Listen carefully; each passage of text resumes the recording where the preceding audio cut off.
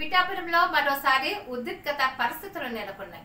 పిఠాపురం నియోజకవర్గంలో ఎమ్మెల్సీ కొణిదెల నాగబాబు పర్యటనలో టీడీపీ జనసేన కార్యకర్తలు పోటాపోటీలు బల ప్రదర్శనతో వాతావరణం వేడి. ఎమ్మెల్సీ నాగబాబు పర్యటనను టీడీపీ కార్యకర్తలు అడుగడుగున అడ్డుకున్నారు. కుమారపురంలో సీసీ రోడ్ల ప్రారంభోత్సవ కార్యక్రమానికి నాగబాబు వెళ్లగా టీడీపీ కార్యకర్తలు జై వర్మ, జై టీడీపీ అంటూ నినాదాలు చేశారు. దానికి ప్రతిగా జై జనసేన, జై పవన్ కళ్యాణ్ అంటూ జనసేన కార్యకర్తలు ప్రతి నినాదాలు చేశారు. అంతేకాకుండా ఒకరినొకరు నెట్టుకునే పరిస్థితి అక్కడ నెలకొంది.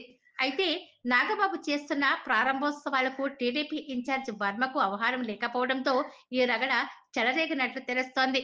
గడిచిన 2 రోజులుగా కాకినాడ జిల్లా పిఠాపురం నియోజకవర్గంలో జనసేన, టీడీపీ పార్టీలు పోటాపోటీగా నినాదాలు చేసుకోవడం చర్చనీయాంశంగా మారింది. అయితే 2 రోజుల పర్యటనలో భాగంగా ఈ రోజు పిఠాపురంలో సీసీ రోడ్ల శంకుస్థాపనకు భారీ బందోబస్తుతో నాగబాబు రాగా, అదే సమయంలో అక్కడే ఉన్న జనసేన కార్యకర్తలు, తెలుగుదేశం పార్టీ కార్యకర్తలు ఇరువురు కూడా నినాదాలు చేశారు.